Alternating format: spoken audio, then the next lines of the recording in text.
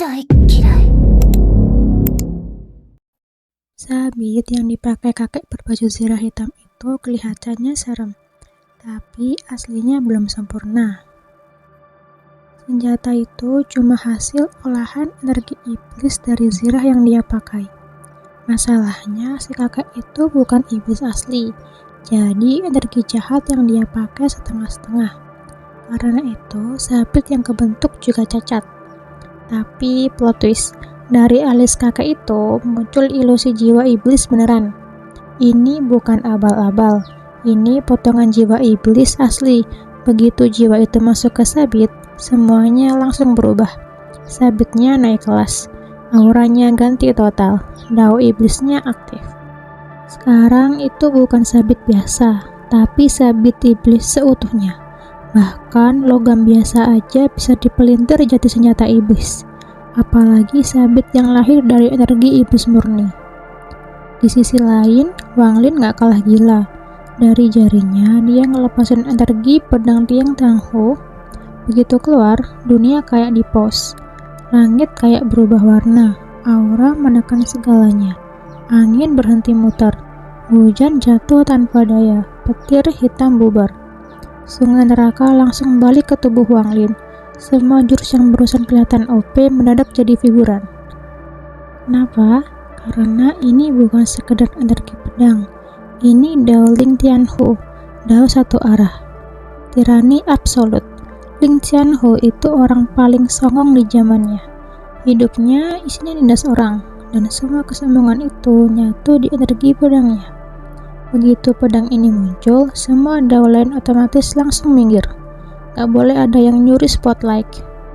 Sabit iblis langsung bereaksi. Ilusi iblis bertanduk di balik sabit nunjukin ekspresi serius pertanda ini lawan level.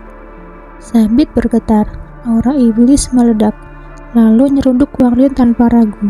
Dan boom! Energi pedang dan sabit iblis tabrakan. Di momen itu muncul dua bayangan raksasa. Ling Tianhu di balik energi pedang, dan iblis bertanduk tunggal di balik sabit. Benturan itu bukan sekedar bentrok senjata, itu bentrokan dao versus dao. Tanah langsung ambles, retakan gede kebelah bumi dan nyebar kemana-mana. Awan di langit langsung lenyap, dunia mendadak gelap kayak mau kiamat. Beberapa detik kemudian, ilusi iblis di balik sabit retak, frustasi lalu hancur. Sabit iblis ikut runtuh, pecah jadi energi liar. Energi pedang Ling Tianhu juga gak utuh lagi, tinggal seberkas cahaya emas kecil. Tapi walau kecil, isinya masih tahu tirani, dan itu cukup. Sisa energi pedang itu langsung nyambar menara hitam sumber utama energi iblis. Saat yang sama, Wang Lin akhirnya sadar. Kepala dingin balik dan pas sadar dia malah takut. Dia sadar kalau tadi dia hampir bunuh diri beneran. Kalau dia lanjut masuk ke menara, dia gak bakal hidup. Tanpa mikir lama, Wang Lin langsung cabut. Sebelumnya, dia nggak bisa mundur karena diawasi kakek zirah hitam. Tapi sekarang, setelah energi pedang dilepas, ini momen emas buat kabur. Masalahnya, si kakek zirah hitam belum tamat. Begitu sabit iblis hancur, dia langsung muncrat darah segede ember. Tubuhnya goyah, nafas berat. Tapi pas lihat Wang Lin kabur, matanya langsung merah. Dia mau ngejar, tapi berhenti mendadak. Ekspresinya berubah serius. Energi pedang Ling Tianhu lebih penting. Dia ngejar energi pedang, tapi kalah cepat. Energi itu udah nempel ke menara. Dari menara keluar dengusan dingin. Nyoba nahan, tapi dao tirani terlalu ganas. Menara retak. Dari dalam menara terdengar suara lembut tapi ngeri. Energi pedang sekuat ini, orang yang bikin pasti lebih kuat dari aku di masa jayaku. Kakek zirah hitam lega karena menara belum runtuh. Terus, energi iblis tebal muncrat dari menara dan masuk ke tubuhnya. Zirahnya nyala, tubuhnya membesar 30 kaki. Tanduk hitam tumbuh di dahinya. Di titik ini, dia bukan manusia lagi. Dia iblis penuh. Dengan raungan sakit dan marah, dia muter badan dan ngejar Wang Lin. Wang Lin kepepet, otaknya muter kencang. Gue hidup karena gue surgawi, dan bakal mati juga gara-gara itu. Dia ambil pil jiwa darah. Terus dengan cara paling kejam dia maksa Yoshise yang disegel di tas penyimpanan buat ngajarin cara pakainya. Ancaman Wang Lin simpel, kalau dia mati tasnya dihancurin dan Yoshise bakal terjebak di kehampaan sampai mati perlahan. Yoshise nyerah, dia ngasih caranya. Di dunia luar, Wang Lin sempat ngelempar kapak perang klan setan raksasa dan langsung meledakkannya buat nahan waktu. Tapi si iblis tua cuma mengendus, gelombangnya langsung lenyap. Begitu dapat instruksi lengkap, Wang Lin gak ragu, pil jiwa darah dihancurin, muncul setetes darah biru. Wang Lin gigit jarinya, gambar simbol super rumit pakai darahnya sendiri. Nyatuin simbol itu ke darah biru, lalu nempelin ke dahinya. Simbol itu langsung dilempar jauh entah kemana kayak asuransi berakhir. Dan setelah itu, Wang Lin kehilangan kewarasan. Matanya merah darah, aura pembunuhan meledak. Bukannya lari, dia malah balik kanan dan ngegas ke arah iblis tua. Api muncul dari dalam tubuhnya. Ini bukan api biasa. Ini tanda self-destruct cultivator ascendant. Si iblis tua langsung panik dan mundur sejauh mungkin. Self-destruct ascendant aja udah bahaya. Ini ascendant plus 4 tetes cairan surgawi. Boom. Tubuh Wang Lin hancur. Jiwa asalnya ikut hancur. Ledakannya bikin ruang bergetar. Perisai zirah muncul buat nahan dampak, tapi cuma bertahan sebentar sebelum kabur balik ke menara hitam. Tanpa perlindungan, tubuh si iblis mulai runtuh. Tapi bahkan dalam kematian, Wang Lin masih gak berhenti. Di detik sebelum dia lenyap, dia ngelempar satu pukulan terakhir yang berisi dao, kehidupan, jiwa asal dan kehendak dewa kuno. Semua yang dia punya diperas ke satu pukulan. Pukulan itu ngancurin menara hitam sepenuhnya. Menara iblis, sumber segalanya, rata tanah. Dari reruntuhan muncul formasi hitam. Di tengahnya duduk sosok bertato ungu keemasan. Zirah iblis melayang nyatu ke tubuhnya. Saat dia buka mata, satu kalimat keluar. Berani-beraninya kamu hancurin neraka iblisku. Sementara itu, ratusan kilometer jauhnya, setetes darah biru muncul dari kehampaan. Terbang berubah bentuk. Perlahan, Wang Lin muncul kembali. Setetes darah biru itu tiba-tiba meleleh di udara dan berubah jadi Wang Lin. Dia refleks nyambar ke udara. Tas penyimpanannya muncul entah dari mana, langsung dipakai. Jubah biru menyelimuti tubuhnya. Dan tanpa buang waktu, dia langsung nge-spam teleportasi. Sekejap kemudian hilang total, gak ninggalin jejak apapun. Beberapa saat kemudian sosoknya muncul lagi entah sudah berapa juta kilometer jauhnya. Begitu muncul dia langsung tancap gas menuju ibu kota negara setan langit. Semua ini bisa terjadi karena pil jiwa darah. Setelah pil itu nyerap jejak kesadaran dan diara ilahi, muncul efek samping gila. Saat penggunanya mati, semua yang berhubungan dengan jiwa asalnya dilebur ke dalam kehampaan. Begitu hidup lagi, dia bisa pakai kekuatan jiwa dan darahnya buat narik barang yang disimpan di kekosongan. Dulu trik ini juga pernah dipakai Yoshise. Wang Lin sebenarnya nggak mau sejauh ini. Dulu Olsir sempat ngasih dia harta penyelamat nyawa. Tapi benda itu cuma kuat nahan serangan kultivator ascendant level biasa. Masalahnya, kakek raksasa setinggi 30 kaki itu kekuatannya jelas di atas standar ascendant. Belum lagi ada makhluk misterius ke dalam menara hitam. Kalau cuma ngandelin harta penyelamat nyawa, peluang hidupnya tipis banget. Makanya Wang Lin milih jalan nekat, bertaruh nyawa pakai pil jiwa darah. Setelah muter otak dengan ribuan kemungkinan, ini satu-satunya opsi yang masuk akal. Kalau enggak, dia harus duel dengan semua makhluk menara hitam dan itu sama saja dengan bunuh diri. Begitu sadar kembali, Wang Lin langsung merasa merinding. Dia baru sadar betapa bahayanya situasi tadi. Kalau bukan karena efek buah arcen surgawi yang terus merangsang jiwanya, dia udah mati berkali-kali. Cuma karena tekanan indera ilahi makhluk di menara hitam itu, dia juga gak mungkin ngabisin ratusan tahun di tanah roh iblis cuma buat makan buah ascendant dan nyoba simulasi jiwa asal. Sebelum musuhnya turun tangan, pikirannya duluan bakal hancur karena gila. Jadi pilihannya cuma satu, all in. Kalau dia gagal melukai atau menghancurkan makhluk di menara hitam, sejauh apapun dia kabur, serangan indera ilahi itu bakal tetap ngejar. Dan dia yakin begitu efek buah asin dan iblis habis, dia bakal langsung tamat. Untungnya makhluk itu gak pernah keluar dari menara. Jelas banget menara itu semacam penjara atau jangkar eksistensinya. Fakta ini bikin Warren makin yakin buat bertaruh. Keluar dari teleportasi, dia harus melesat ke arah Sky Diamond City. Dia punya dua rencana. Yang pertama udah beres, yang kedua minta bantuan setan kuno. Dalam hati dia mikir, urusan 10 tahun lalu memang ketunda gara-gara dia naik ke tahap ascendant. Tapi itu janji penting. Dia yakin setan kuno bukan tipe yang ingkar. Saat terbang dia sadar energi buah ascension masih ada di jiwanya. Sebenarnya bisa dibuang, tapi dia sengaja nyimpen buat cadangan. Kalau makhluk menara hitam masih bisa nyerang dari jauh, dia butuh penyangga terakhir. Kalau sampai begitu, hidupku bakal jadi buruan selamanya.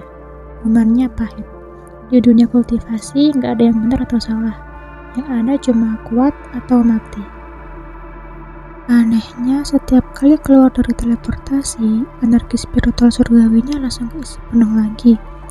Artinya dia bisa terus pakai teleportasi besar tanpa istirahat. Padahal biasanya teknik ini boros energi parah. Setelah mikir sebentar, dia sadar ini pasti efek dari 4 tetes energi surgawi yang sepenuhnya menyatu dengan tubuhnya saat dia menghancurkan diri sendiri. Sekarang energi itu kayak fitur bawaan. Dengan kondisi ini, Warren ngebut gila-gilaan. Sepanjang hidup kultivasinya, belum pernah dia segila ini ngejar waktu. Di tengah jalan dia sempat nyesal ninggalin energi pedang di negara api setan. Tapi sekarang jelas bukan waktu buat balik. Saat tinggal tahap 1 teleportasi lagi dari ibu kota, tiba-tiba raungan marah meledak dari belakang. Aku mau lihat sejauh apa kamu bisa kabur.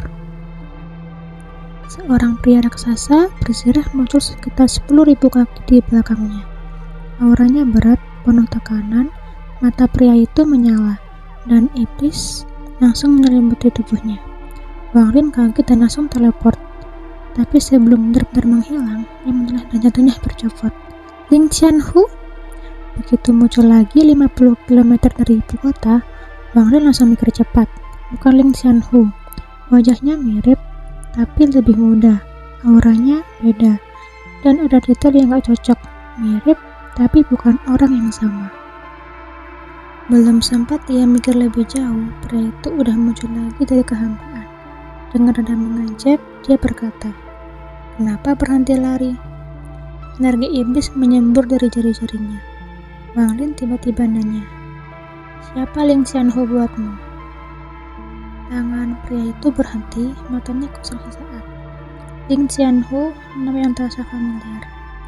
Warren langsung berteriak, "Sword Shen Ling Xianhu dari sekte pedang Daolao."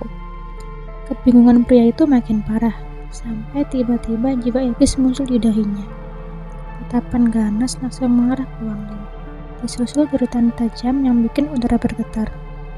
Kesadaran pria itu lenyap, digantikan api iblis murni. Warren mundur dan berteriak, "Setan kuno!" Detik berikutnya, kehendak mengerikan turun dari Sky Diamond City.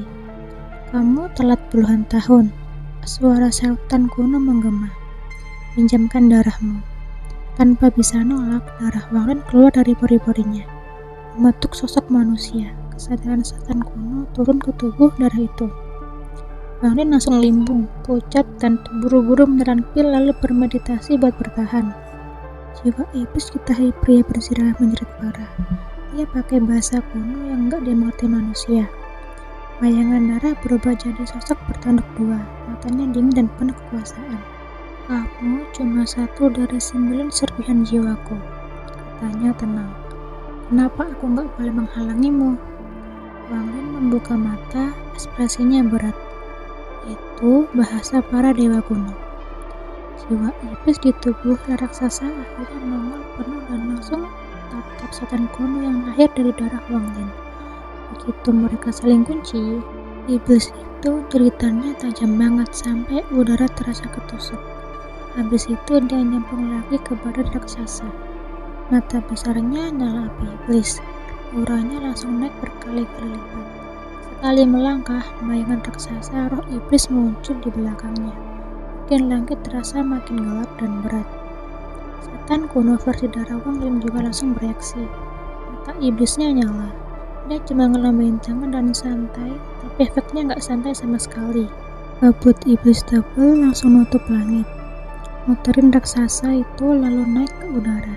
Barengan sama itu, penghalang energi iblis turun dari langit, nutup total kota setan langit.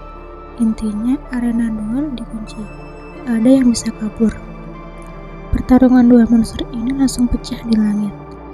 Suara ledakan gak berhenti. Kadang langit kebakar api iblis, kadang disapu badai energi spiritual. Tiap benturan rasanya cukup buat melah dunia jadi dua. Di bawah sana, Wanglin duduk bersila.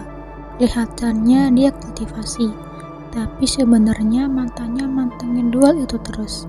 Seakan-akan penglihatannya bisa nembus kabut dan lihat semua jurus. Tiap tabrakan antara setan kuno dan iblis bikin hati Wanglin bergetar. Jurus-jurus mereka ngebuka lagi ingatan dewa kuno Tusi yang udah lama ketimbun di pikirannya. Lama-lama Wanglin malah berhenti kultivasi. Tangannya refleks ngebentuk segel-segel kuno. Segelnya belum punya daya hancur, tapi ilmunya masuk semua. Ini bukan cuma nonton dan nyolong ilmu secara langsung. Efeknya langsung nyambung ke tubuh asli Wanglin yang ada jauh banget di planet lain. Tubuh rambut merah itu tiba-tiba buka mata. Auranya langsung bikin planet bergetar. Rambut merahnya berkibar, bintang di dahinya nyala semakin cepat, dan dia mulai nyerap energi planet secara brutal. Satu kata keluar, serap. Energi spiritual planet disedot habis buat ngasih makan tubuh aslinya. Balik lagi ke medan perang, duel gila ini jalan 3 hari penuh. Selama itu darah Wanglin gak isi ulang. Energi celestial muter di tubuhnya, dan kekuatannya nyampe puncak. Begitu waktunya pas, Wanglin akhirnya bergerak. Dia angkat tangan dan manggil sungai neraka. Sungai itu penuh potongan tubuh. Arwah meraung-raung, auranya bikin merinding. Tanpa ragu, Wanglin mulai all in. Satu persatu hartanya dilempar. Bendera sejuta jiwa, bendera pembalasan rusak, pedang surgawi, Shuligu pasrah sambil ngeluh. Pedang setengah bulan, Show Lasher, sarung pedang, dan juga pedang wayang. Hampir semua aset hidup mati Wanglin dicebur ke sungai neraka. Semua jadi satu kekuatan chaos super ganas. Ini masih di kota roda Wanglin. Ini bukan serangan biasa. Ini taruhan hidup. Pas raksasa iblis mulai kepepet dan mundur, Wanglin langsung bergerak. Dia terbang ke langit kayak meteor, sambil narik sungai neraka ke atas sampai mengental jadi cahaya kuning serangan pamungkasnya. Raksasa iblis ngeliat Wanglin datang, tapi dia ngeremehin, cuma gibasin tangan doang. Seketika itu, 130.000 sigil pelindung Wanglin hancur satu persatu. Tapi Wanglin gak berhenti. Dengan sisa tekad, dia tembus sampai dekat raksasa itu dan terus lempar cahaya kuning tanpa mikir panjang. Awalnya raksasa iblis mau menghancurkan serangan itu dengan tinju, tapi pas kena, ekspresinya berubah total. Cahaya kuning itu isinya terlalu banyak aura yang berbeda yang dipaksa nyatu sama dao dan indera ilahi. Dalam kondisi normal mungkin masih bisa ditahan, tapi sekarang dia udah luka parah abis duel lawan setan kuno. Dan jeda sesaat itu fatal. Setan kuno langsung ngelok dia pakai cahaya iblis pemurni. Tubuh raksasa mulai terkikis habis. Jiwa iblis panik, keluar dari alis raksasa sambil teriak ancaman, lalu kabur ke armor, ninggalin tubuhnya. Roh iblis mikir, nggak apa-apa kehilangan badan, asal armor selamat, nanti bisa cari tubuh baru. Tapi dia salah besar. Pas armor itu mau kabur dari cahaya iblis, Wanglin langsung nangkap.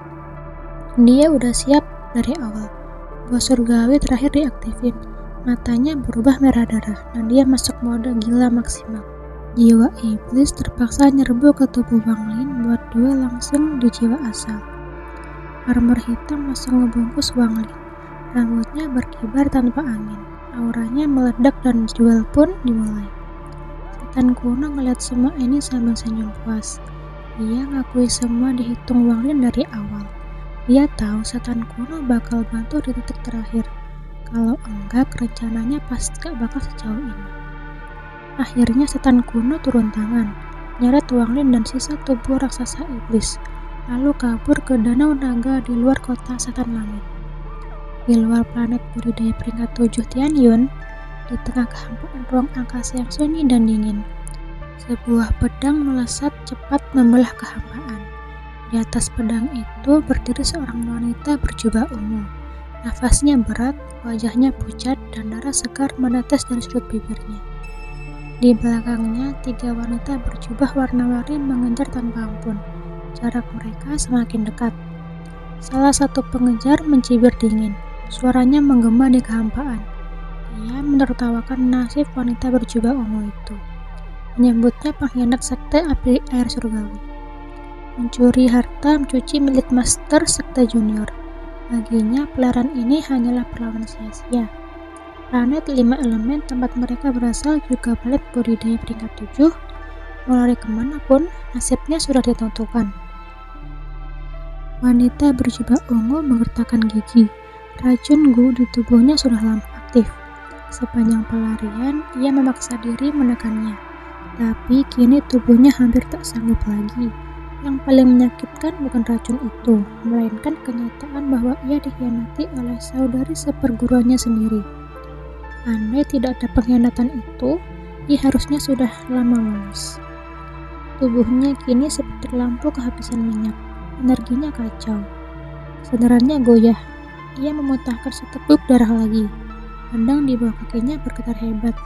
Namun di tengah keputusasaan, matanya menangkap sebuah planet berwarna merah darah di jauhan. Dengan senyum pahit, ia mengubah arah dan meluncur lurus ke arah planet itu. 3 wanita di belakangnya mendengus dingin dan mempercepat pengejaran. Bagi mereka, target sudah terpojok.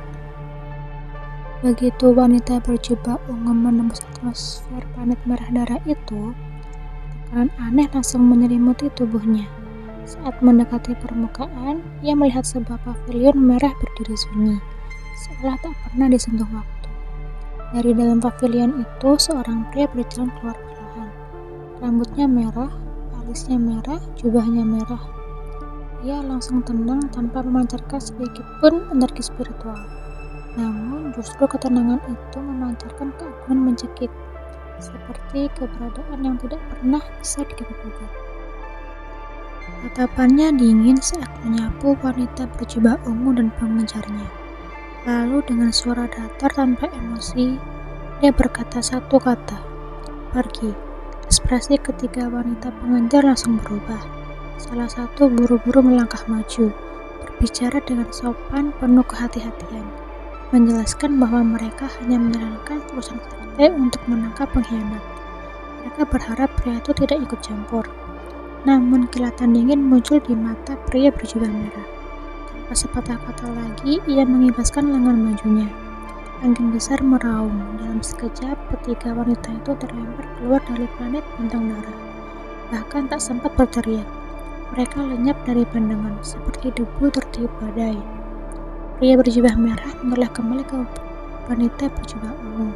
"Siapa namamu?" Wanita itu menelan ludah, menekan rasa takut di hatinya.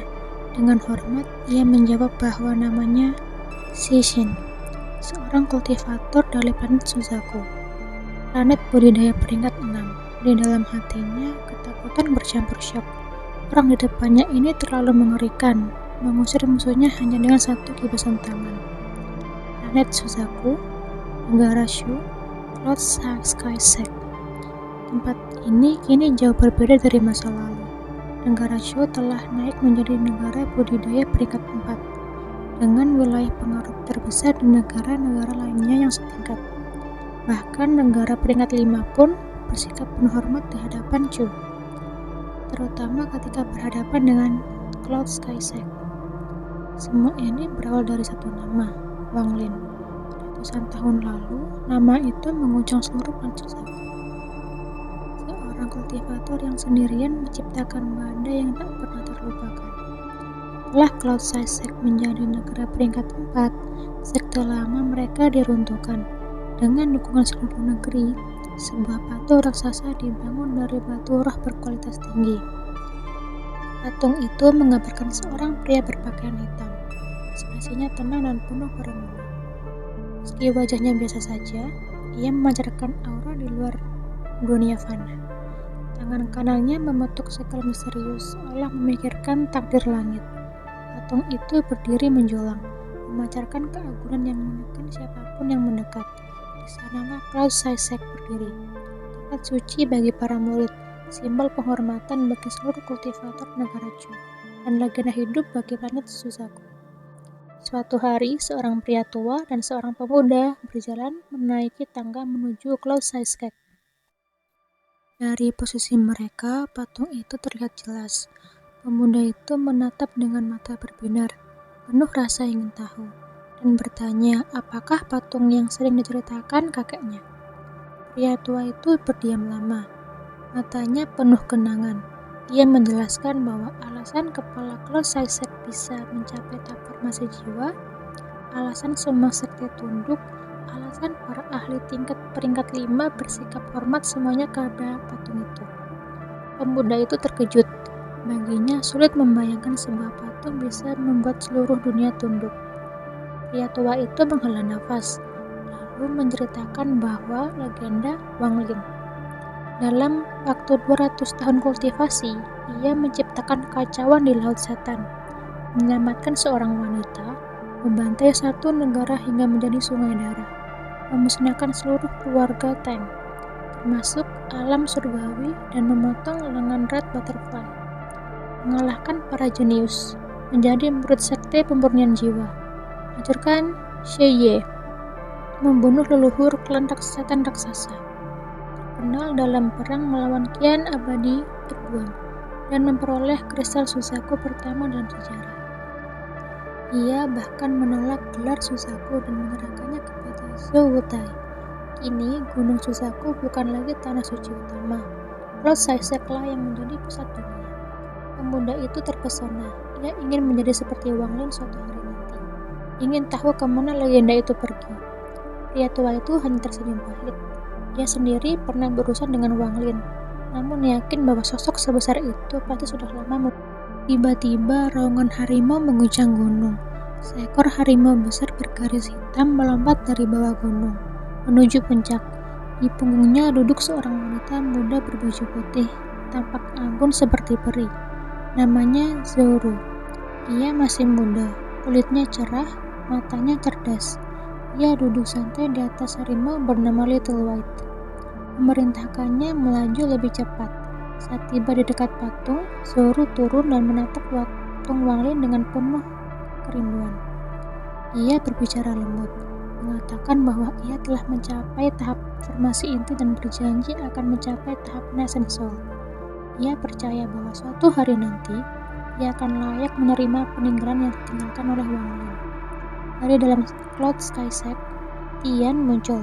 Ia adalah orang yang pernah mendapat petunjuk dari Wang Lin dan berhasil menembus tahap formasi jiwa.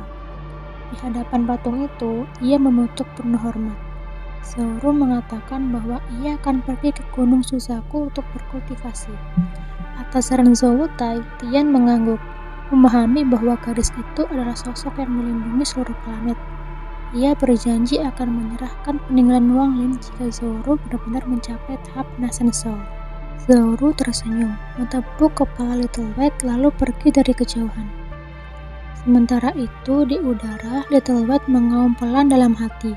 Ia sebenarnya enggan meninggalkan planet Suzaku dan para harimau betina yang dia banggakan. Namun demi gadis kecil itu dan mungkin karena harapan akan harimau betina yang lebih cantik di planet lain, ia tetap terbang maju. Legenda Wang Lin telah pergi, namun bayangannya masih menyelimuti dunia. Di setiap langkah generasi baru, namanya tetap hidup, menunggu hari ketika takdir kembali memanggilnya. 大嫌い